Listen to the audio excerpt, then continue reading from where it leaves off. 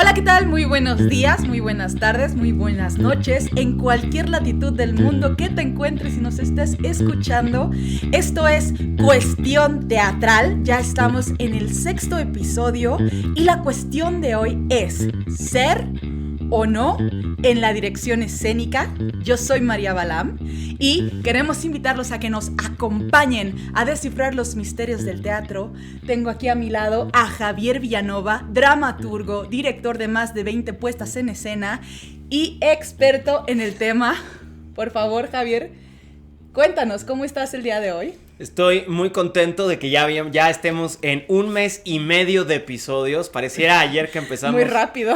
Sí, se nos pasó de volada y esperamos que esto tenga una larga vida. Y bueno, pues hoy también emocionado porque la dirección escénica es un fenómeno que a mí me apasiona sobremanera. Precisamente por eso vamos a hablar de este tema, porque queremos saber y desentrañar qué es la dirección escénica, qué no es la dirección escénica, cuáles son los elementos técnicos, metodológicos, estéticos, artísticos que debe de llevar o que debe de comprender la persona que está al mando de la dirección escénica, qué es en general la dirección escénica, cuál es la figura de la directora, director, cuál es el papel que desempeña, y este y muchos más misterios vamos a desentrañar. ¿Puedes hacernos el honor de Con mucho gusto comenzar respondiendo estas inquietudes, estas cuestiones con tu visión? Bueno, pues sí, la verdad es que la dirección escénica no tiene tanto tiempo como nosotros creyéramos. Es decir, siempre que pensamos en una obra, en un montaje, en una puesta en escena, una puesta en crisis, puesta en riesgo, pensamos inmediatamente que el director o la directora seleccionó a los actores, hizo la convocatoria, que eligió el texto, que tiene una visión unificadora de ese drama que van a poner en un escenario, en un foro, al aire libre, en un espacio de inmersión, en espacios no convencionales. Sea cual sea la apuesta en escena, pensamos en la figura de un director o directora como ese regente, ese conductor, ese guía primigenio que convocó, llamó y decidió quiénes o qué texto o cuál era la semilla de la cual se iba a partir. Pero déjenme decirles algo que quizá no muchos saben o no muchas saben, que es que la figura del director de escena o la directora de escena no tiene más de 120 años. Es decir, que nace en los albores del siglo XX. ¿Y cómo es que nace esta figura? Justamente después de 7000 años de teatro, digamos, al menos de lo que podemos llamar la historia del teatro conocida, como ya hemos visto en episodios anteriores. O de los textos que tenemos registrados, porque puede haber más obras de teatro escritas antes, pero que no tenemos un registro de ellas. Exactamente, al menos en la historia del teatro consignada o dramaturgizada o a partir de la que podemos estudiar, sabemos que nació en Egipto, luego se fue a Grecia y que bueno, en realidad es una historia del teatro que hay en la India, en Japón, ya estaremos hablando de eso en otros episodios, pero en toda esa historia del teatro y del ritual, no existía esa figura que ahora pensamos que todo montaje requiere del director. ¿Por qué? Y que es una de las figuras centrales, ¿no? Incluso siempre lo ponen en las marquesinas como el personaje central o el nombre más prominente. Muchas veces así sucede. Muchas veces. O ya fuiste a ver esta puesta en escena de tal dirección y entonces, bueno, pues vamos a entender. Y se le llega a poner por encima de los actores, actrices, se le llega a poner por encima del dramaturgo, de la dramaturga, del producto. O sea, a veces es la apuesta de tal director o directora, ¿no? ¿Y por qué? Bueno, pues en los orígenes del teatro, en realidad eran los sacerdotes, ya lo platicamos, ya lo vimos, los que necesitaban la teatralidad, o los arcontes epónimos, los gobernantes, léase, los productores, los que tenían, claro, los que ponían el dinero ya fuera el gobierno. Sí, los que comisionaban las obras. Los que comisionaban las obras, los que decidían el tema, la semilla, los que mandaban llamar tropas de actores, troupes de actores, y que decían, bueno, vamos a poner Antígona, vamos a poner esta obra, vamos a hablar de esto, y se convocaba, incluso los sacerdotes católicos cuando hacían unos autos sacramentales, o la reina de Inglaterra, ¿no? Es decir, el rey de Francia, Luis XIV, cuando llamaba a los cómicos, a las tropas de cómicos, siempre fue el poder, es decir, el dinero, los productores, los que elegían. Poderoso caballeros don dinero. Así mero es, y no solo elegían, sino que decían si iba a haber más dinero en la producción, menos dinero en la producción, si iba a haber más actores, menos actores, a quienes contrataban, cuánto duraba la temporada. Pero a la hora ya de meternos en asuntos creativos, el productor como siempre se hacía a un lado, bueno, no sé si como siempre, idealmente se hacía a un lado y dejaba que fuera la tropa de actores, la gente que iba a poner el cuerpo y la carne sobre el escenario, los que se pusieran de acuerdo, ¿no? Es decir, que si tú vas a hacer el papel de la dama, que si yo soy el caballero, que si tú eres el traidor o la traidora, que si tú eres o por ejemplo en la comedia del arte se repartían los roles, el dottore, el pantalone, y sí había y siempre ha habido una figura central que no era director, esto es muy importante decirlo, que se llamaba Il Guido, en la comedia del arte tenía ese nombre, Il Guido. Il Guido. O el guía, il guido, el que guiaba, o el concertatore, el que concertaba, pero no era otra cosa que el actor o la actriz más experimentada de la tropa, el que ya llevaba 30, 40 años trabajando en esa compañía teatral, que pues se heredaba por oficio. Líder, ¿no? Sí, el líder de actor, pero no dejaba de ser un actor o una actriz que era miembro o miembro de la compañía, que actuaba, que representaba y que lo único que hacía lo único que hacía era repartir los roles y medio con su experiencia decir, estaría padre, estaría buenísimo que aquí a la hora de la escena del conflicto de faldas, cuando se van a descubrir los amantes y la traición, tú entres por la ventana que marcamos allá. Ay, no, y otro actor decía, no, yo creo que mejor salgo de la trampilla. Y entonces ahí se iban poniendo de acuerdo.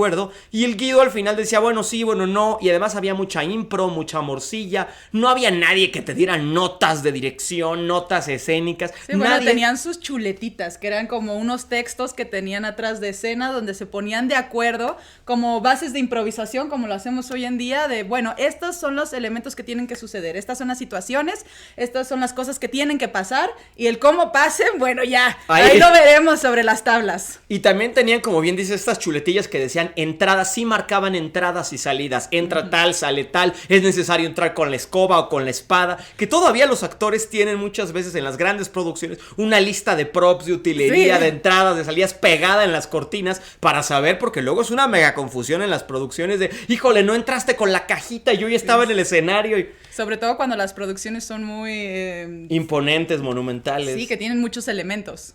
Entonces, bueno, eso siempre ha existido, pero era una organización horizontal donde no había nadie externo a los actores y a las actrices que les dijera cómo hacerlo.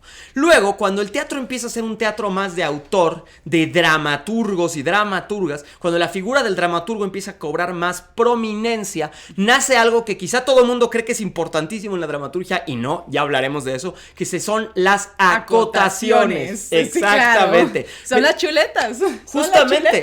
Lo que pasaba es que nadie más que el mismo autor o autora dirigía tu texto. No existía, no era ni concebible, ni siquiera, que alguien más que no fuera el escritor o la escritora de dicho texto teatral escenificara el texto. Es decir, podía ser que un troupe de actores tomara una situación de otro dramaturgo o dramaturga y la llevaran a su propia locura, o se inspiraran y crearan su propia obra. Pero no existía esta idea de yo te doy mi obra y tú la montas como quieras, para nada. El dramaturgo o la dramaturga Molière, él escenificaba sus montajes con su compañía. O William Shakespeare, o The King's Men, Los Hombres del Rey, o Marlowe, o Ben Jonson, o Thomas Kidd, todo el teatro isabelino, todo el teatro de comedia del arte, las corralas en España. Cada dramaturgo, Lope de Vega, Juan Ruiz de Alarcón, Sor Juana Inés de la Cruz, cada dramaturgo, autora decía, yo llamo actores, yo que la escribí les digo cómo montarla. Y tú dirías, bueno, ¿sí había director? No, porque el autor no se concebía como director. Él solamente sabía cómo se había imaginado ese universo ficcional. Es decir, las acotaciones, que no eran una cuestión para un director futuro, ni existía esa idea. Era yo mismo que la voy a dirigir, tengo mis notas y les digo a través de las notas cómo tienen que interpretarlo a los actores. Justamente. Los que se van a poner en la carne. Y además tengo notas de escenografía, de atrezo, de vestuario, de utilería, es decir, muchas acotaciones que ahora leemos como literarias, que dice que si hay una casa con una habitación atrás, adelante, con una escalinata, con un muro, lo que está diciendo el autor no es para un futuro lector ni para un futuro lector, es para él mismo o ella misma, así de nota mental. Aquí estaría bien tener, por ejemplo, Lorca hace algo hermoso, cuando de repente él dice, en este momento mientras ella dice el monólogo final de la obra, el sol se pone atrás de de ella, ¿no? Y tú dices, tú te imaginas que es una nota de producción. No.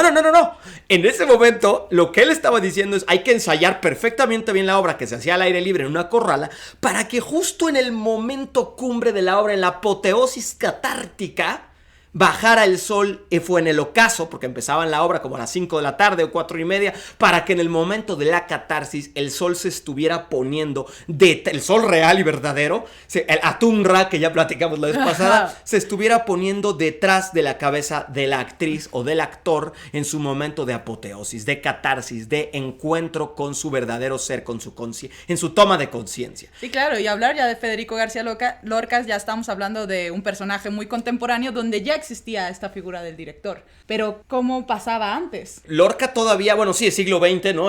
Sí, ya existía esta figura del director, pero él se está inspirando en dramaturgos de antes, de todo el siglo de oro español, donde también había ese tipo de acotaciones, donde está el sol, donde está la luna, donde se habla de los astros, donde se habla de en este momento, estaría bien que pasen los caballos, que haya una carreta, y no estaba hablando de una megaproducción, estaba hablando de los recursos con los que se contaba, los recursos al aire libre, la lluvia, todo lo que los... Bueno, incluso en el teatro medieval, en las acotaciones dice, arrojan a los pecadores al infierno. Y literal se construían fauces del diablo, fuego, llamas, se liberaban conejitos. Es decir, puesta en escena ha habido siempre. Ya sea que el dramaturgo, la dramaturga o los actores se pusieran de acuerdo. Pero no existía una persona que no hubiera escrito el texto, totalmente ajena, que no fuera parte de la tropa de actores, que no pagara por la producción y que ahora sí que tomara la figura central porque ni pagaba, miren qué interesante, ni lo pagaba, ni escribió el texto, ni lo va a actuar, ni va a poner el cuerpo ni la carne, pero curiosamente ya se vuelve el regidor o regidora de la puesta. ¿Y dónde nace esta figura? ¿Cómo se consolida esta figura de dirección? La figura del director o la directora se la debemos, claro que sí, a la invención de la cámara fotográfica, que luego nos va a dar paso a la invención del cine. Del cinematógrafo. ¿Qué quiere decir kinematógrafo? Kinema es movimiento, kinesis, kinema es movimiento o puesta en acción a través de una fuerza aplicada. Y grafos es descripción. ¿Qué es el kinematógrafo? La cámara, la descripción de una puesta en movimiento. Es decir, que la cámara registra... De una serie de fotografías. Exactamente, fotogramas que dicen que el cine son 24 instantes por segundo, donde además el actor o la actriz se va moviendo como si fuera una animación de dibujito, levanta el brazo, lo levanta un poco más, lo levanta un poco más, la cámara registra esos cambios, esos fotogramas y finalmente da la ilusión, porque el cine sigue siendo una ilusión, de que hubo un movimiento, de que se registró un ser animado, ya sea live action, sea animación, el cine registra ese tipo de cosas. Pero con el nacimiento del cinematógrafo y de la cámara, sucede a principios del siglo XX que el teatro entra en una crisis tremenda. No solo la pintura entró en crisis con el nacimiento de la fotografía, también, digamos que es una metáfora análoga, también el teatro dijo, ¿ahora qué vamos a hacer? Si nosotros somos los grandes contadores de historias, si la gente viene al teatro a encontrarse con la verdad, con un simulacro de la vida y la existencia, ¿qué va a suceder con el arte teatral que pensó, como ahora con la inteligencia artificial que sentimos que ya valió todo el arte y que ya toda la inteligencia artificial nos va a suplantar? Eso puede ser un gran tema para el futuro. Exactamente, ahora que creemos que va a haber actores robots con inteligencia artificial. Sí, ¿qué va a pasar con nuestro arte? ¿Seremos indispensables o no? ¿Es necesario un actor, actriz de carne y hueso para que te cuente una historia o también te puedes conmover con una inteligencia artificial? Ese es otro tema. Esa muy será complejo, otra cuestión que podemos indagar más adelante. Y justamente ¿Y luego qué pasa? cada cambio de siglo, si se dan cuenta, o sea, porque ahorita también estamos como en un nuevo siglo, sí. hay esta pregunta de qué va a pasar con el arte. Y los teatreros dicen, no, a ver, es que ¿qué hace el teatro diferente al cine? Al naciente cine, a la fotografía. ¿Qué puede hacer distinto? Y la respuesta que se dan es que el teatro es real, es verdadero, hay un cuerpo ahí en presente. Es el arte del presente. Exactamente. Y entonces apuestan, craso error del teatro, apuestan por una corriente que no existía tampoco hasta el siglo XX, que se llama realismo. Dicen, lo que hace al teatro verdadero es que ocurre en presente y es real, es tangible, es carne y hueso. Pero ¿estamos hablando acaso de Stanislavski? Estamos acaso hablando exactamente ¿Estamos situándonos en Rusia? En Rusia, donde el maestro Konstantin Stanislavski dice, hay una paradigma de obras como las que estaban escribiendo Chekhov, Strindberg, Ibsen, todos estos autores del realismo, de un naturalismo chejoviano, naturalismo strindbergiano, ibseniano, que además justamente es cuando el ser humano, gracias a Jung, gracias a Freud, gracias a toda la concepción... Las corrientes psicológicas que estaban naciendo. Justo y en el siglo entendiendo XX. cómo funcionaba la psique humana, cómo son los arquetipos tan fuertes dentro de nuestra mente y cómo es que nos relacionamos en el mundo a través de ellos. Y con esa complejidad de la psique que también se descubre en el siglo XX y empieza toda la psicología y todo el psicoanálisis de lleno, empezamos a pensar que los textos dramáticos, a diferencia del cine, que es más narrativo y un entretenimiento, tenían una complejidad psicológica, retrataban una profundidad naturalista. Y entonces, ¿qué hace el teatro? Dice, vamos a competir, que ahí está el error, con el cine, creando una actuación naturalista, que sea la vida o verosímil, como la verdad, como la vida. Símil a la verdad. Y justamente Stanislavski dice, todos los métodos de actuación de los... Un poco soberbio, pero dice, los últimos 7000 años la actuación ha sido fársica, ha sido exagerada. Las y los actores han hecho voces, la voz de la dama o la voz del caballero, o han hecho actuaciones donde literalmente eran juglares, trovadores, había mucho asunto lúdico y además los actores jamás pensaban, como lo dijimos en el episodio de ficción, que se convertían en nadie. Sabían que su labor de histriones era representar, volver a presentar. Había una separación. Yo no soy Ofelia, yo no soy Macbeth, yo solamente me presento en el lugar de y digo que soy, ustedes saben que soy, y había un juego. Teniendo una conciencia de que usas una máscara, que te Justo. pones una máscara y entonces mientras yo me pongo la máscara, me transformo en este personaje y juego y entramos en la convención y me la quito y sigo siendo yo. Pero los actores no creían que accedían a otro reino, no pensaban que se convertían, era muy claro que solo eran interpretors, es decir, intérpretes, negociantes.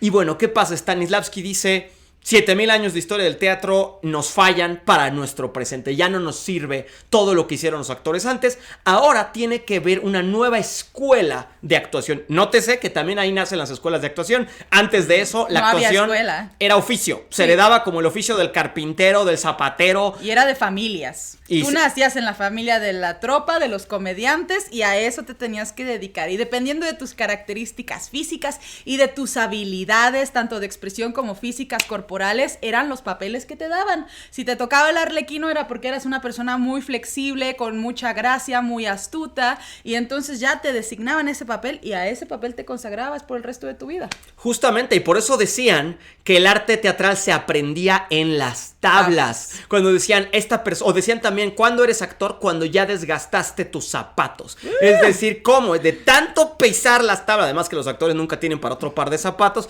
Entonces decían que cuando se te desgastaban las suelas de tus primeros zapatos con los que empezaste la profesión actoral, ya eras actor. Ya eras actor o actriz. Entonces, este tipo de un actor eso se no hace. Lo sabía, está muy interesante. Ese es lo que decían antes. Si ya desgasta, cuando tú decías, híjole, ya se me desgastaron las suelas que uso para actuar, entonces ya eres actor. Porque ya tienes experiencia en las tablas. Justamente, ya. ¿Y dónde se desgastaron esos zapatos? Justo con estos tablones de madera en las tarimas. Entonces, bueno, de hecho, sigue habiendo la pregunta: ¿un actor se estudia o se hace en el escenario? ¿Nace o se hace? Nace o se hace en las tablas. Yo siempre digo que actuar se aprende en las tablas, no en las escuelas de actuación. Esto es materia de otro capítulo. Pero yo digo que es una combinación de ambas. Ahora, hoy en día, porque con toda la diversidad de técnicas, metodologías que hay, pues es interesante como actriz tener un montón de herramientas para poder interpretar el personaje que quieras. Y justamente eso dijo Stanislavski. Hacen falta metodología. No hay una metodología. Es que los dos somos Capricornios. Nos gusta la metodología. Y él dice, vamos a crear como buen Capricornio, como dice María, sí. Paso 1, paso 2, paso 3. ¿Cómo vamos? Es decir, él dice, se ha hecho de manera intuitiva. Y ahora vamos a crear el método, vamos a crear una sistematización de qué es entrar en ficción, cómo se construye el personaje, cuál es el método de las acciones físicas, y ahí nace el famoso, que seguro lo han de haber oído por ahí, ¿quién soy? ¿De dónde vengo y a dónde voy? Y entonces los actores después empiezan a responder esas preguntas, crean biografías de personaje, dividen la obra en objetivo y superobjetivo y metaobjetivo. ¿A qué entro a escena? ¿Quién soy? ¿Para qué entro? ¿Qué le quiero decir? ¿Qué representa esta escena? ¿Qué quiso decir el autor? Empieza un estudio muy complejo y Stanislavski dedica su vida entera a crear esta metodología. Al final se desdijo de todo lo que estudió y dijo que todo eran patrañas, pero de eso hablaremos en otro episodio.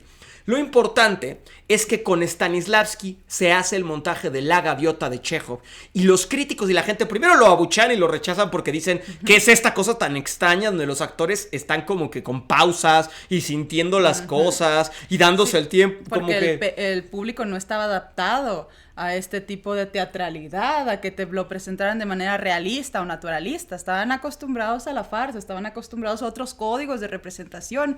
Y con Stanislavski lo que pasó fue que se complejizó en cierta medida el arte teatral porque se empezó a combinar con todas las teorías, como ya lo dijimos, psicologistas de la psique, y entonces eso le daba otra profundidad, otro entendimiento, pero que también se encontraba como dentro de las élites, ¿no? Es este tipo de teatralidad.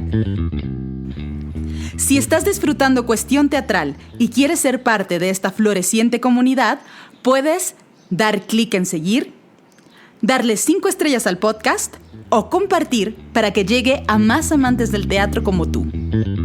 ¿Y qué más pasó con Stanislavski? Primero lo rechazan, todo el mundo va a ver La Gaviota y como tú dices, no entendían este nuevo lenguaje de... Qué bueno que lo dices así porque lo que nace es un nuevo lenguaje teatral. Y con el nacimiento de un nuevo lenguaje teatral realista, se vuelve necesario para el resto de las puestas que quisieran competir, porque después de ser un fracaso La Gaviota, después se volvió un éxito rotundo. Es decir, en toda Rusia salió de gira, se fue a Estados Unidos, empezó a tener un éxito por toda Europa. ¿En qué radicó ese éxito? Justamente en que la gente ya estaba dando un salto cuántico a exigir más de sus contenidos. En la guerra de contenidos, es decir, como ahora en las plataformas y del streaming, que ahora eso te modifica la mente del espectador. Uno dice, bueno, me vas a... la forma en que articulas tu discurso también. Empezaron a acostumbrarse y dijeron, ya no espero menos que esto. Ya necesito que cuando yo vea teatro sea realista y o naturalista. Y entonces ya empieza a haber una figura. Los otros dramaturgos o actores o tropas de actores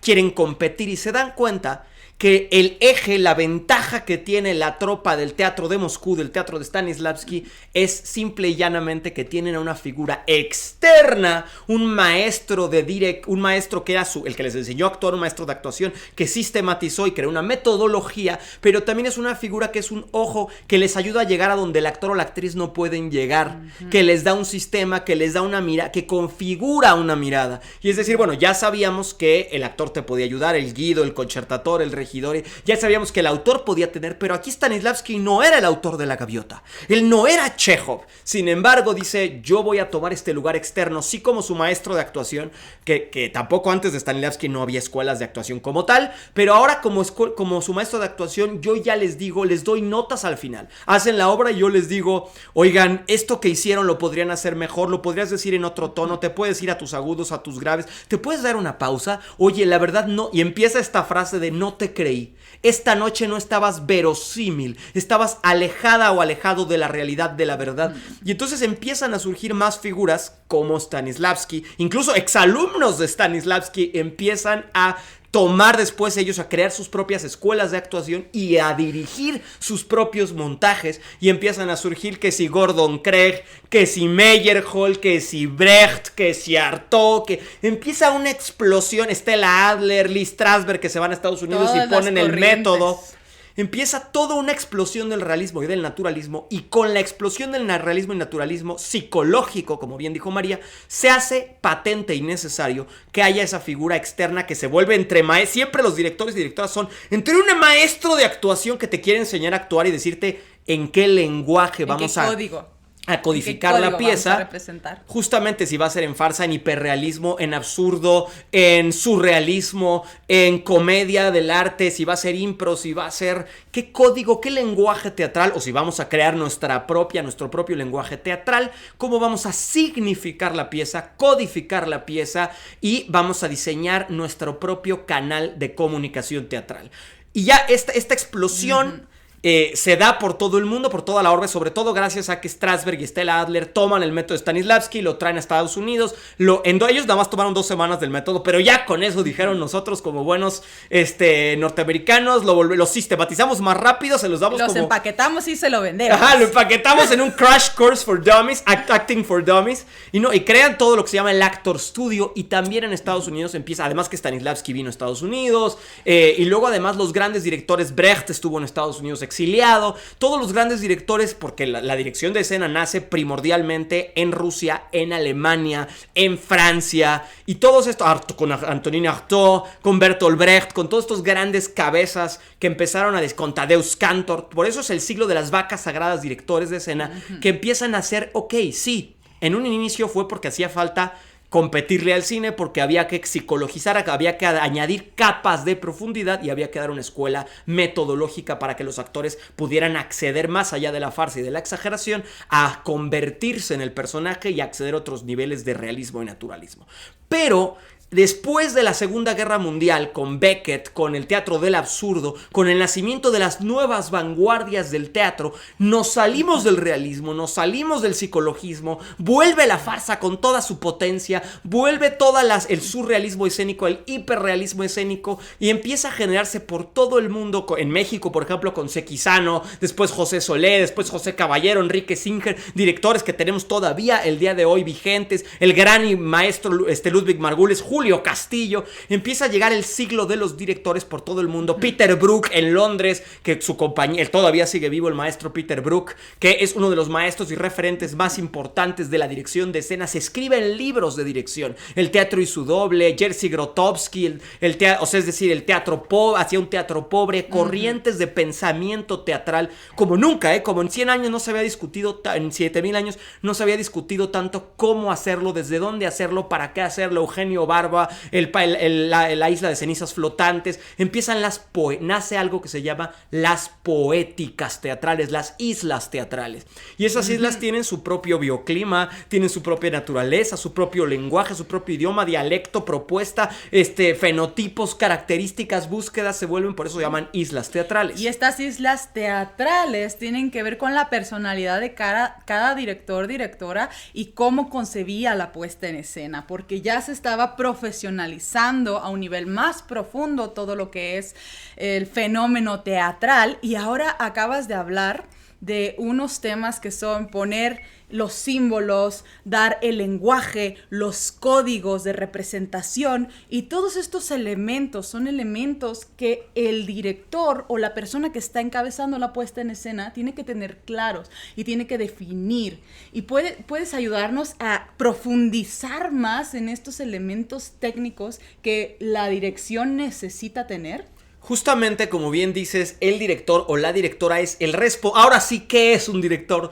¿Qué debe de hacer un director o una directora? Ya dimos todo el contexto histórico, toda la de historia, cómo surgieron. Pero ¿qué tiene que hacer? Porque mucha gente piensa que montar una obra de teatro es llamar actores, tener Peter Pan, que si vamos a montar Peter Pan y preguntarse, oye, ¿y aquí cómo vuela? Esa es la pregunta de muchos directores. ¿Cómo hago que vuele Peter Pan? Digo, a nivel metafórico, hago una grúa, lo cuelgo, hago una convención, no vuela, pero hace como que vuela con los brazos, o no vuela, pero quiero que se arrastre por el espacio y repte como una serpiente, y es una metáfora contraria a volar repta, o quiero que salte entre las butacas. ¿Cómo le hago para que Peter Pan vuele? ¿No? Esa es la gran idea, y pensemos en los musicales, en Wicked, en Broadway, en la gran directora de Broadway del Rey León, ¿no? O sea, Julie Taymor, que creó toda esta manera de crear la estampida. Esto es que es uno de los mejores ejemplos de qué hace un director. ¿Cómo creo la estampida? ¿Cómo resuelvo los problemas que me plantea el texto? Hay una estampida de Newes que tiene que arrasar a Mufasa. ¿Cómo lo vuelvo teatro? ¿Cómo hago que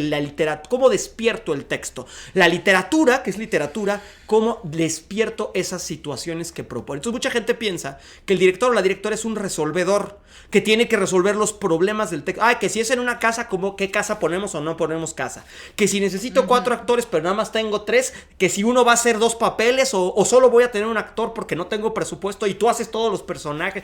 Pareciera que el director o directora solo tiene que decidir quién dice qué, a dónde se mueve, un trazador. Así, tú muévete para allá y tú te sientas en la silla mientras ella habla y no vayas a tomar el vaso de agua hasta que se acabe tu monólogo para que se sienta la atención. Pareciera que es como un direccionador nada más de trazos y un resolvedor de problemas del texto. Pero no es así. El director o la directora tiene la gran responsabilidad esponsal, re-esponsal, como de esposo y esposa, está atado, amarrado con esposas a la semilla de la representación de la obra, ya sea textual o no. Es decir, se casó con la obra y tiene la obligación de darle sustento. Es decir, tiene que regar esa semilla, pero también tiene que elegir en dónde plantarla. Ahorita vamos a hablar de eso, en qué tierra va a germinar más, dónde va a ser más fértil, si la planta cerca de otras o lo aleja donde no haya ese tipo de planta, con qué cuidados la va a nutrir. Luego ya cuando empiece a surgir la plantita, qué varitas le va a amarrar para que se sostenga en lo que ya se sostiene sola, si le va a poner pesticidas, si le va a poner fertilizante, si le va a poner al sol, si la va a dejar en la sombra. Es decir, el director o la directora tiene que elegir, primero que nada, sí, ¿qué semilla teatral va a producir esta vez? Jitomate. Es decir, va a ser una obra sobre qué. ¿Cuál es el discurso que nos interesa tratar o problematizar? ¿Qué voy a poner en riesgo de mí o de mi comunidad para ponerlo en crisis y que se genere una reflexión necesaria?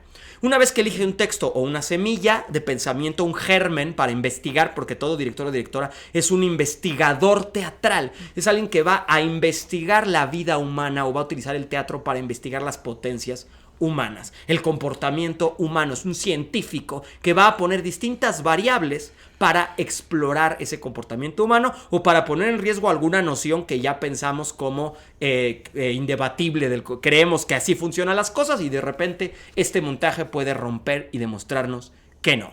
Y una vez que ya elige la semilla a explorar, el texto o el tema que va a tratar, sí, tiene que pensar en dónde lo voy a sembrar.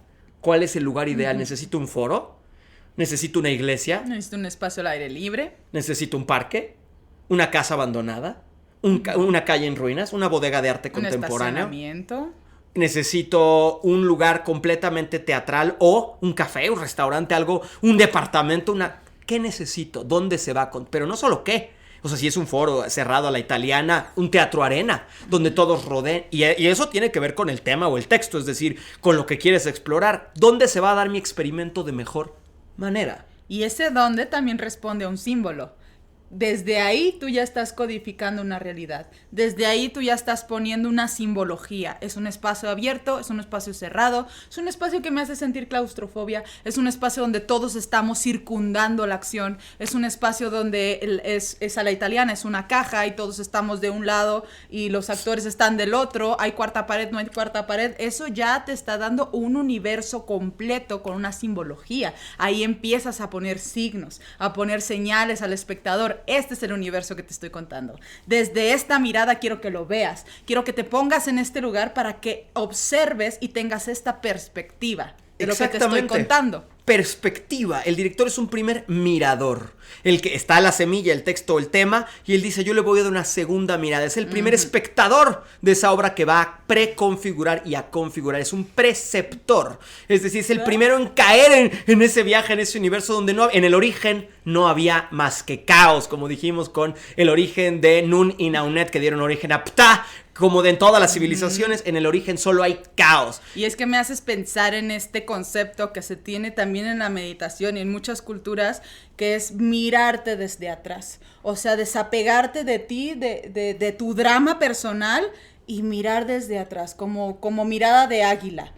Y pienso que con lo que estás diciendo es lo que estoy relacionando, que el director se pone en ese lugar de águila, o la directora, ¿no? Donde estoy viendo por encima de la situación, me estoy poniendo en ese papel.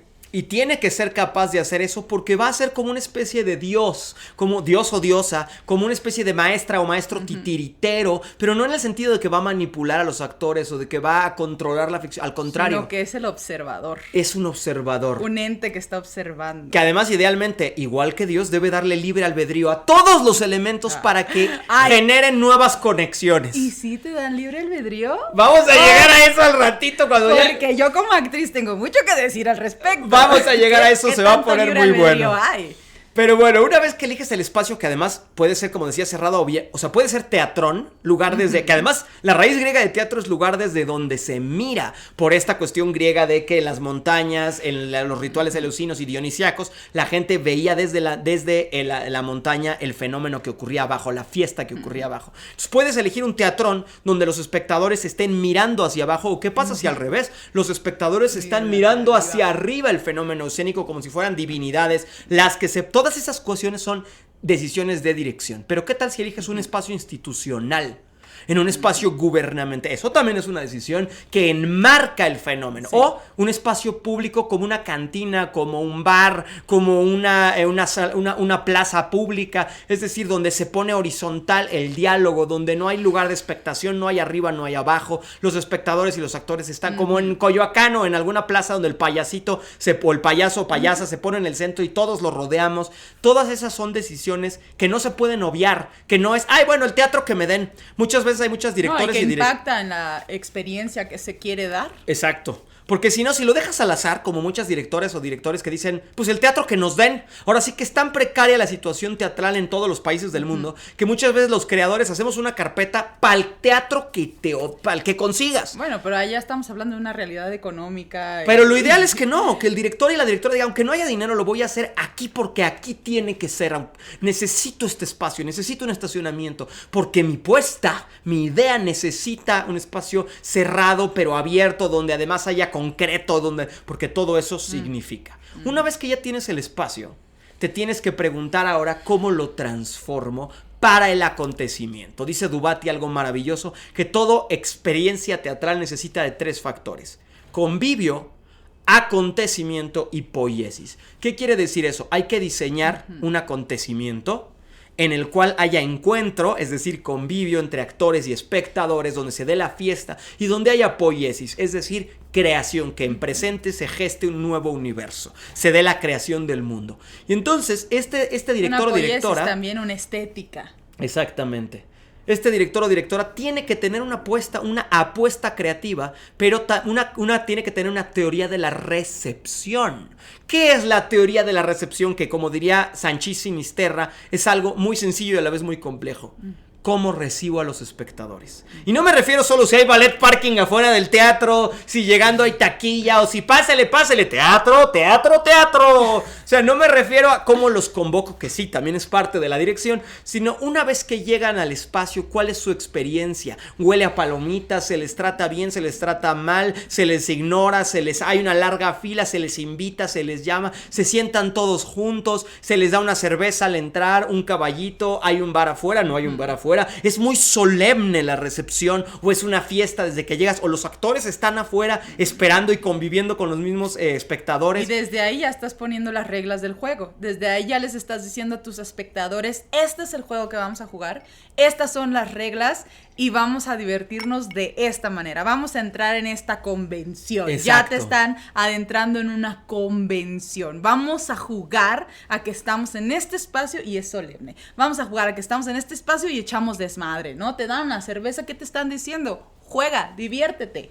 Echa desmadre. Justamente el director o la directora es responsable de marcar el tono, el estilo, cómo puedo reaccionar. En la teoría de la recepción es también cómo puedo reaccionar. ¿Me puedo reír en esta obra o tengo que estar callado? ¿Les puedo decir algo a los actores o no? ¿Puedo aventarles jitomates como en el Isabelino o aventarles pedazos de cabra como en los orígenes del teatro en Estados Unidos que aventaban? ¿O debo de apagar mi teléfono? O debo de apagar mi teléfono. O puedo, como en algunas puestas en escena contemporáneas o postcontemporáneas o postdramática, donde ya no solo no lo deben de apagar, tienen que utilizar aplicaciones para votar qué quieren que pase en la escena siguiente, o pueden grabar, o pueden tomarse selfies con el actor a mitad de la obra, o pueden utilizarlo con notas de voz, o reciben un WhatsApp, o son parte de un grupo de WhatsApp es decir. Y es interesante que justamente estos códigos de representación se dan en la entrada del público.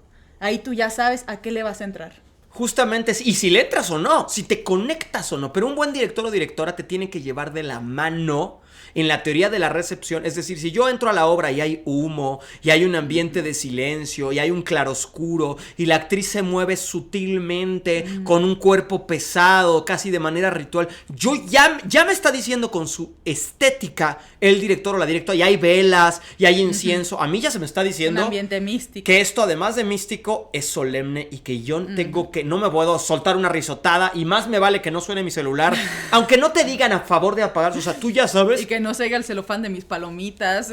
Justamente, ya sabes por dónde van las reglas. Aunque nunca hayas ido al teatro en tu vida, lo importante es que cada apuesta, porque además tú no puedes dar por hecho que la gente sabe lo que tiene que pasar en una obra de teatro o cómo comportarse, porque es como la misa.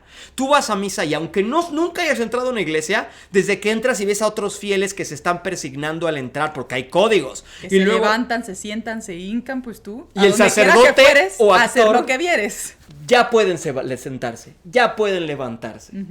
¿No? Y luego pasen a comulgar. Y pasa la gente y tú, ay, pues yo no sé qué onda, pero paso. Y luego te pones, si sacas la lengua antes para que te ponga la hostia, el sacerdote te dice, si le pones la mano para recibir la hostia, te dice, la lengua, hijo mío. Así, quita tu mano. A mí me pasó, por eso lo digo. Pero lo divertido del asunto de la misa, lo divertido en el sentido de entender esto, es que todo lugar a donde fueres, como dice María, haz lo que vieres. A donde quiera que fueres, hacer lo que vieres. Queremos escucharte. Déjanos tu opinión al finalizar el programa o participa en la encuesta. Es muy sencillo y tus ideas son valiosas semillas para ampliar el tema y planear futuros episodios.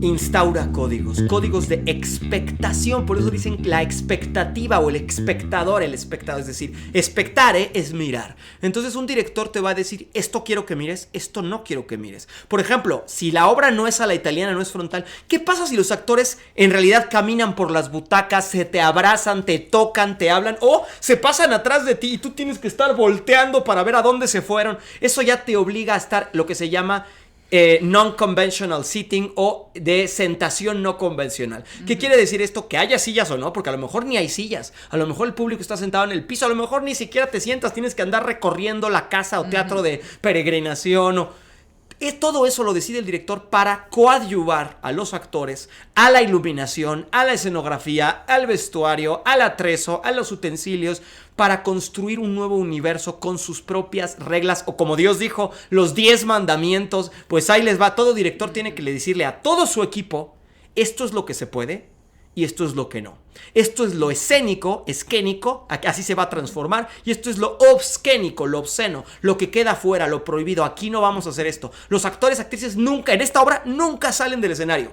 Porque yo estoy pensando que se sientan como la puerta cerrada de Sartre, que se sienta un infierno dantesco. Entonces nunca salen de escena. O cuando quieran salir, van y se sientan entre el público, para que la gente se dé cuenta que el actor también es parte de los espectadores, o los espectadores son parte de... O que parte no hay cuarta pared. O que sí haya, o que no. O se cambian todos en escena a vistas del público, o se cambian fuera de escena, que nadie los vea, que nadie vea su transformación. Todos esos son códigos. Y todo eso es la responsabilidad, además de que sea cohesivo y congruente. Es decir, que no sea un mundo lleno de ocurrencias, sino la gran responsabilidad de un director es por qué todo el tiempo sigue esta decisión, pero por qué. Por eso se le llama, cuando metes carpeta, ¿cuál es la justificación de dirección? El concepto de dirección. ¿Cuál es el concepto? O sea, ¿por qué lo vas a hacer así? O sea, ok, te vamos a dar una beca, o te vamos a dar dinero, o te vamos a producir, o te vamos a dar una gira. Pero ¿por qué lo hiciste así? ¿Por qué le das una chela a la gente? ¿Por qué lo quieres al aire libre? ¿Por qué quieres que te prestemos el Campo a Marte, o el Julio Castillo, o un restaurante? A ver, ¿por qué? Y todo productor o dueño de espacio te va a preguntar, sí, muy bonita tu pastorela, sí, muy bonita tu fiesta, ¿por qué todas las decisiones?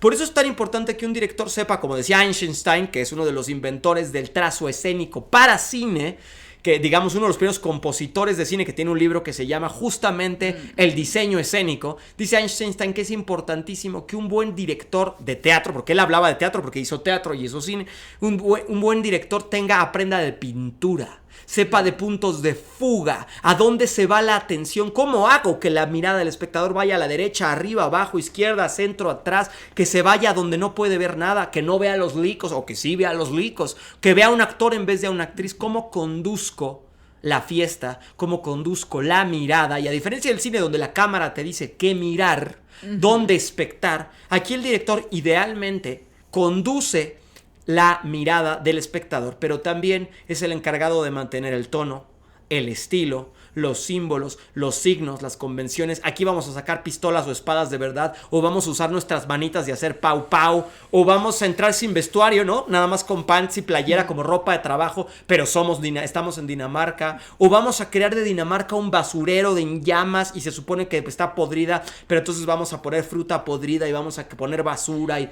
¿Va a ser realista y literal o va a ser completamente metafórico? Y estas miradas que tú dices, que en el cine es muy evidente. Yo quiero que veas esto y la cámara solamente ve esto, o hace un close-up al ojo, o te mira la mano mientras tomas una botella, o te mira el cuerpo completo. Estás en diferentes planos y en el teatro no sucede eso. En el teatro lo que sí el director o la directora puede planear hacia dónde quiere dirigir la atención, pero finalmente el espectador, que vendría a ser aquí una tercera entidad o un segundo director, directora, que es otra visión que está observando el fenómeno teatral, decide si le quiere ver la mano a la actriz, si le quiere ver el cabello, si quiere ver lo que hay atrás de escena, tratar de ver hacia de dónde viene la luz, o si hay músicos en escena los voltea a ver.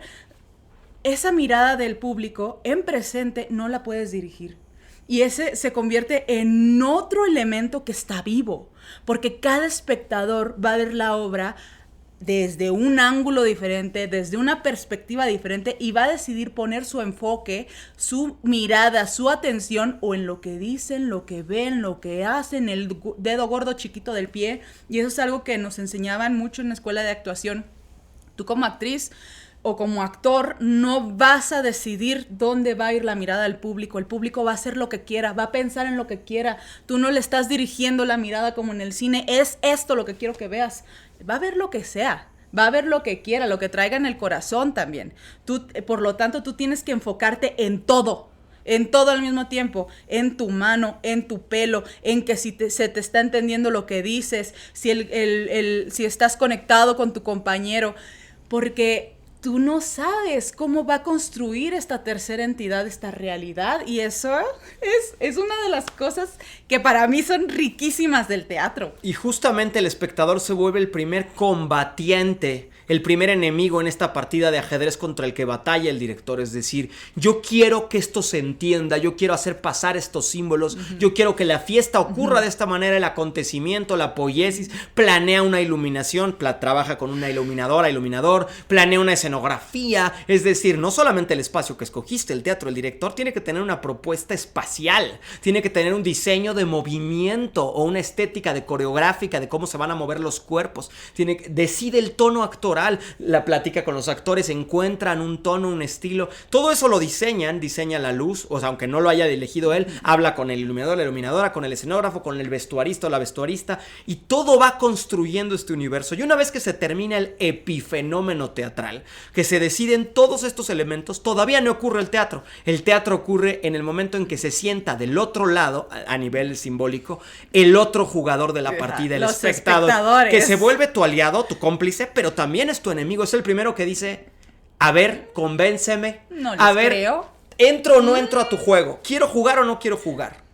Y siempre es muy importante que el director diga, yo tengo una propuesta, aquí hay una apuesta tan clara que juegas o no, pero que no diga al espectador, me confundí, no sé para qué entró esto. Hasta de repente hacían como que eran pistolas con el dedo, pero luego alguien sacó una pistola real. Y se les olvidaba la convención. Se les olvidó la convención. ¿O por qué lo hicimos en un espacio abierto si estaban gritando todo el tiempo porque no tenían micrófono? O porque y se metía el ruido de afuera y no me dejaban ver. O, oye, ¿por qué no nos sentaron en sillas si la obra duraba 5 horas y era incómodo? Es decir, cuando el espectador empieza a combatir, porque luego al espectador cuando te dice, ay, no sé, yo de repente ya no estaba en la obra, ya cuando dicen yo ya no estaba en la obra, o yo me distraje, o yo me fui, esta frase yo me fui, es por una de dos razones. O porque ese día el espectador trae otro rollo y ni modo se fue, o por una verdadera grieta, fisura en la convención, en la significación y en la propuesta. Porque puede ser completamente un tema ajeno a que a ti no te interese, pero si hay un universo construido, va a atraparte. Si hay convención clara, precisa y contundente, va a atraparte. Si los elementos del vestuario, de la escenografía, los actores juegan para crear un paisaje visual atractivo, un paisaje sensorial, porque el teatro no se ve, se experimenta. Porque un director puede elegir hasta qué olores, qué sensaciones, si hay tacto, si le das comida, si huele a tamal, si alguien saca tortillas o si pone flores de cempasúchil bajo las butacas para que huela a muerto. Todo eso son decisiones que pueden ayudar a crear una experiencia sensorial que puedes experimentar con los 5 sentidos. Pero si no está bien configurada, te expulsa más que atraerte. Por eso dices, me fui. No sé, yo de repente estaba viendo la obra y me fui. Fuiste expulsado por la falta de cohesión significativa, porque el director o directora es polisémico. Tiene que jugar con polisemia, muchas semillas, con muchos dardos y significados que todos construyen un gran discurso. Imagínense la gran responsabilidad. Sí, y que tiene que ir en diferentes capas para que cualquier persona que mire tu espectáculo pueda entenderlo. Que sea del estrato, que sea del género o que tenga el conocimiento que tenga, pero que tu obra pueda ser entendible, asequible y digerible para todos los tipos de espectadores. Y por eso también estas capas semióticas, ¿no? Tú puedes como espectador quedarte en una capa, pero a lo mejor alguien que sabe de teatro entra a otra capa. Alguien que es un experto además en el tema entra a otra capa semiótica y así se construye también. Tiene diferentes capas, diferentes aristas, pero donde cualquier persona que pase por ahí o que diga, hoy quiero ver esta obra y no tenga ni idea de teatro, pueda entenderla y pueda pasársela bien, porque el público va a pasársela bien y es el ente que finalmente da cohesión al fenómeno teatral, porque si no hay quien lo vea, o sea, está el director, que es el primer observador de la puesta en escena, directora, que es el primer ente que está observando, que está poniendo las reglas del juego, que está diciendo, ustedes se mueven para acá y cada que se diga así, todos se tapan los ojos, ¿no? O sea, te pone las reglas del juego. Pero donde se comprueba realmente si esas reglas funcionan o no, si te conectan o no, si te están transmitiendo el mensaje que tú quieres poner en juego, es el espectadora. Es cuando ya se está generando el fenómeno teatral en presente. ¿Qué está pasando? Y ahí también los directoras tienen que ser súper sensibles de no quedarse fijos en la idea que ellos quieren construir, sino de también ver cómo la obra dialoga con el espectador, si lo están recibiendo, si no lo están recibiendo, si lo entienden, si no lo entienden, si se conectan o se desconectan, dónde se conectan y dónde se desconectan, porque es un fenómeno vivo que se trabaja en el instante, se trabaja en el presente. Y justamente ahí me interesa que tú me platiques porque teníamos un pin puesto ahí, un pequeño ahí pin estaba. Que decía María, ¿qué onda con el libre albedrío? Porque sí, muy dioses, creadores, organizadores ponen las piezas, dan las reglas y además dicen, bueno, y el público va a entrar. Pero de repente las actrices y los actores dicen, ok, pero el que va a poner el cuerpo soy yo. Y el director dice, sí, pero hegemónicamente, estas son las tablas de la verdad, se va a hacer así. ¿Qué tanto sientes tú como actriz que tienes o no libre albedrío, o se te ha permitido jugar, o más bien hay una imposición desde la figura del director o de la directora? Es que hay aquí engloban muchos temas. Primero, la educación que nos dan. Yo soy una actriz formada en una escuela de teatro, en la Escuela Nacional, y ahí, cuando yo estudiaba, se te formaba con una disciplina férrea de hacerle caso a la figura de dirección, de no cuestionarla tanto, sino de hacer lo que te están pidiendo. Ya en la vida real, te enfrentas a muchas situaciones, porque así como te enfrentas con direcciones que son muy autoritarias, que saben o que perfectamente saben qué es lo que quieren y qué es lo que quieren, el resultado que quieren generar, así como hay muchas figuras de dirección también que te permiten toda la libertad creativa. Yo he tenido la posibilidad de trabajar, digamos, con ambas caras de la moneda, y por el entrenamiento que llevo, pues me he podido adaptar a las dos. Francamente, a mí me gusta más que me den la libertad, o sea, que me den pautas, que me digan, estas son las reglas del juego, y que me den el libre albedrío, ¿no? Es como, aquí están, estas son las tablas de la verdad, estas son las tablas de la ley, pero tú haz lo que quieras con ello. A mí me da mucha libertad y me hace sentir también parte del juego de la creación, y creo que de eso se trata. Cuando una figura de dirección ya tiene su camino muy andado y sus ideas muy fijas, es difícil de repente tú como actriz o actor, entrar al juego de la creación, porque finalmente tú también eres un creador. Eres un creador a través de tu cuerpo, a través de tu voz, a través de las inflexiones que haces, de los códigos con los que también representas, porque tú también estás creando códigos, tú también estás haciendo símbolos con tu aspecto físico, con lo que dices, con cómo lo dices, cómo usas las pausas, tus respiraciones, el uso de tu voz, el uso de tu cuerpo, si lo mueves en ondas o lo mueves más recto. Tú también estás construyendo un universo simbólico del personaje, también estás creando.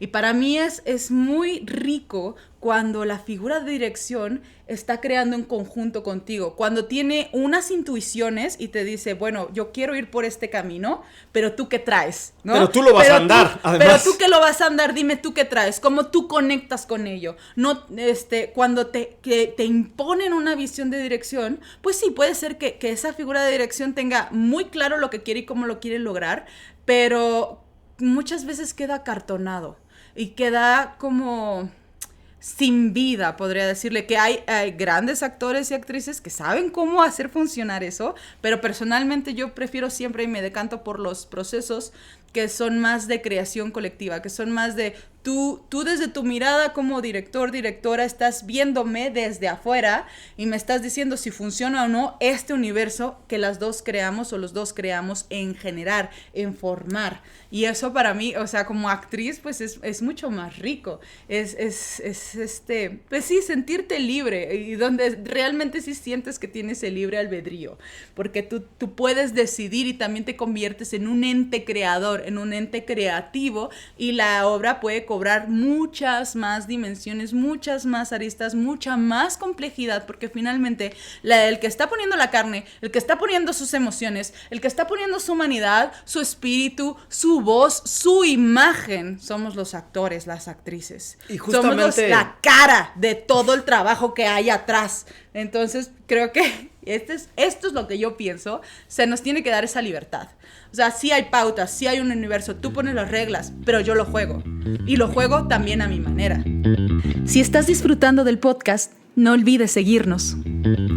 Y creo que ahí es donde es fundamental ese diálogo, esa dialéctica, esa escucha desde el director a los actores y los actores al director de, ok, tú estás proponiendo, como dices, las reglas, yo lo voy a interpretar, pero vamos juntos, vamos de la mano, vamos encontrando, definiendo, y además hay una metáfora que a mí me gusta mucho que dicen que así como bueno, hablábamos de que la creación, ¿no? Hay un Dios creador, pues Dios creó el mundo en 7 días y primero no había nada, después puso la luz, ¿no? Así después dividió los mares y la puso la tierra, es decir, escogió el espacio, luego puso la escenografía, ¿no?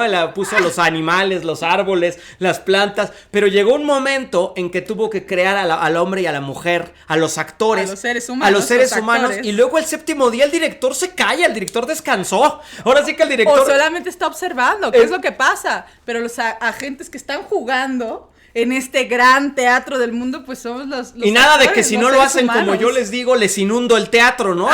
Así les hago un último, ¿cómo se llama? El diluvio universal. Pero es que eso ya pasó. Ya fue, ya antes esa es la vieja tierra, el viejo pero momento, pasaba mucho. El viejo testamento, ya no va a haber más inundaciones y eso es algo que ya no tiene que suceder en el teatro, que esta figura del director, la directora, son agentes duros. Que tiránicos. Te dicen tiránicos, exacto, tiránicos, ya, con la tiranía de que ya no lo basta. hicieron como yo quiero, les hago un dramón, un diluvio universal, sí. Y o los corro y luego vuelvo a ser nuevos hombres o nuevas mujeres. O les rompo su psique, les rompo sus emociones, porque como no pueden llegar a lo que yo creo que debe de ser la representación, pues les rompo, sí, los humillo, los rompo en la psique, les rompo sus emociones, les rompo su, ¿cómo se llama? Cuando te vulneran demasiado. Sí, pues te quiebro. Te quiebro. Y justamente eso es pasado, como dice María, lo importante ahora con las nuevas generaciones de directores, de directoras, es que se den cuenta que sí, ellos son los preceptores, ustedes van a construir los símbolos, van a elegir probablemente el espacio, van a hablar con productores, van a armar la carpeta, van a hablar con escenógrafos, iluminados. Decía Margules que él no se acercaba a los actores hasta que llevaba 6 meses trabajando una carpeta de dirección. Wow. Ese es el respeto que él le tenía al actor. Como también dice Veronese, yo no me atreví durante toda mi vida, los primeros 15 años de mi trayectoria teatral, teatral a dirigir actores, seres humanos. Él dirigía títeres, trabajaba con títeres, porque él decía, yo no me atrevería a dirigir un ser humano complejo, que tiene todo un universo adentro. Mejor trabajo con madera, y cuando de la madera pueda yo lograr que transmita lo que yo quiero, cuando un objeto inanimado pueda transmitir, después me atreveré con toda humildad y respeto a susurrarle al oído, decía Veronese, al actor, apenas una indicación para ver cómo él o ella, con toda su humanidad, construye en escena. Entonces ustedes, nuevas directores y directores, tienen la responsabilidad de ser preceptores, pero después sentarse en la butaca, ser observadores respetuosos, que acompañen ese proceso, que sean esa luz en la oscuridad. A lo mejor el director o director es el que tiene la lámpara al entrar a la caverna oscura, pero los que van a caminar tendría que ser el primero en caerse si hay un agujero, o ella el primero en caerse si hay un agujero, y los actores que van acompañando de la cuerda son aquellos que van a poner la carne. Si nos caemos todos al precipicio. Pero es que no se caen ustedes nada más, en ¿no? esta imagen de la cueva que das, a lo mejor la figura de la dirección sí entra en la cueva teniendo la lámpara, pero hay un momento donde tiene que ceder esa luz, pasar la estafeta a los actores, porque cuando se hace el momento de la representación, nada de lo que se haya trabajado con el director, directora, importa, sino lo que está pasando con los actores y la comunión con el público. Y entonces es ahí donde se tiene que hacer un poco a un lado para que el fenómeno suceda. Porque si esta figura de dirección sigue ni siquiera va a dejar a los actores ser libres. Y comunicar, transmitir y conectarse con lo que tienen que conectarse. El espectador, el que está del otro lado, quiere venir a verse a sí mismo. Y es muy importante esto que dices, la comunión. Al final todo teatro es un acto de comunión, es un acto mistérico, es un acto donde vamos a abrirnos para que entre la divinidad en nosotros y se haga un acto de toma de conciencia. Entonces, aunque el director tenga una idea, una conciencia primigenia, después tiene que permitir, como dice María, que la conciencia se haga y se construya con libertad y albedrío entre actores, que son los que están ahí dando la carne, digamos los sacerdotes que se paran ahí. Sacerdotes, sacerdotisas y de su la comunidad. representación. Y la comunidad de feligreses que viene a la comunión. Y ahí, yo nada más para cerrar, porque este ha sido un estupendo episodio, pero ya nos llevamos una hora hablando de la dirección. No lo puedo creer. Estuvo buenísimo. Nuevamente queríamos hacer un capítulo de 30 minutos, pero no lo estamos logrando porque apasionamos. Hay mucho que hablar. De hecho, se me quedaron fuera muchas cosas en el tintero, pero sí quiero dejarles con una reflexión que me encanta de la dirección, que es... Lo decía Alejandro Luna, el iluminador más grande que ha tenido nuestro país y también escenógrafo y creador de atmósferas y ambientes. Decía, cuando se topaba con directores o directoras que no eran directores en todo el sentido de la palabra, decía, una buena dirección es una crítica al texto. Y tú dices, bueno, ¿cómo que una crítica al texto? ¿Qué no se supone que el director tiene que respetar a Shakespeare o respetar a Sor Juana o a Juan Ruiz de Alarcón, a Calderón de la Barca o a Emilio Carballido o a Oscar Liera? No. Un director tiene que poner en crisis esa semilla, critica el texto, problematizarla. ¿Qué sigue vigente de este texto, de esta semilla? ¿Qué me ofende? ¿Qué me indigna? ¿Qué quiero que la gente entienda o ya no entienda? ¿Qué quiero poner en oscuridad de este texto? ¿O qué quiero resaltar? ¿O qué quiero que ya? Es decir, tiene que problematizar, pero no solo al texto. Tiene que poner en problemas a los actores con su concepción de lo que es el teatro, de lo que es actuar, de lo que es interactuar entre ellos, de cómo se van a comunicar. Tiene que poner en crisis al espectador, del entendimiento de qué es estar en la sala, qué es ver una obra de teatro, sentir y experimentar. En general, una buena dirección es poner en crisis a todos los elementos para que en ese sistema de tensiones, de choques y de colisiones se genere la vida. Porque de la colisión de partículas se da la vida. Entonces un director no tiene que crear portatextos, montajes que sean un homenaje al actor, un homenaje al texto, un homenaje a la luz, ¡ay, qué bello paisaje! No, aquí no se va a idealizar, se va a desarmar, se va a hacer explotar las potencias del texto de los actores para que todo colisione, se genere la vida y ese montaje sea necesario. Porque si nada más vas a hacer otro remontaje de Peter Pan, volviendo a Peter Pan, si es que esta obra es bien bonita y se tiene que montar, nadie necesita ese montaje, nadie. ¿Qué montaje sí necesitamos? ¿Por qué necesitamos nuevos montajes de Shakespeare? ¿Por qué no nos quedamos con ese que ya vimos hace 10 años y que fue maravilloso? Porque esa nueva mirada de dirección te va a hacer mirar otra cosa que nunca hubieras mirado con las anteriores puestas en escena. Te va a meter en otro problema con ese mismo texto, en otra perspectiva en crisis, y te va a dar una nueva revelación. Entonces, ¿por qué es importante que haya directores y directoras nuevas? Nuevos montajes de Peter Pan, de la Caperucita Roja, porque o de Shakespeare. Porque es importante tener nuevas perspectivas de la realidad. Mirar el mismo fenómeno, el mismo suceso desde diferentes caras para entender la complejidad de todo lo que somos como seres humanos. Porque somos un entramado, somos un tejido y cada uno está cumpliendo una labor. Y dependiendo de la perspectiva en que lo miras, vamos a completar el signo, vamos a completar el hecho teatral, vamos a completar también lo que somos en nuestro día a día, en nuestro cotidiano. Y por eso es que el teatro se consigna y se concibe en equipo. Porque entre todos completamos la realidad no es de uno, es de todos los que le escuchamos, y así ustedes que también nos escuchan están completando este fenómeno. Muchas gracias por conectarse otra vez más a Cuestión Teatral. Te pedimos que si lo estás disfrutando, que si lo estás gozando, que si estás aprendiendo o si tienes cosas que decir, que debatir, déjanos comentarios, contesta las encuestas, dinos qué quisieras, qué programas te gustaría ver. ¿Qué temas te interesan? ¿De qué necesitas que se hable? Porque sin el espectador, sin el escucha, no somos no tiene nada. Sentido ni siquiera esto que estamos haciendo nosotros. Si no hay quien lo escuche, si no hay quien le dé réplica, si no hay quien deje entrar también esta información a su vida para luego canalizarlo de otra manera, ¿cuál es el sentido? ¿Para qué lo hacemos? ¿Para qué lo hacemos? De hecho, yo me lo sigo preguntando, ¿para qué lo hacemos? Y esperamos que este podcast, que ya lleva 6 emisiones y esperamos tenga muchas más, nos siga sirviendo para responder ser o no ser en la cuestión teatral. Muchas gracias y hasta la próxima.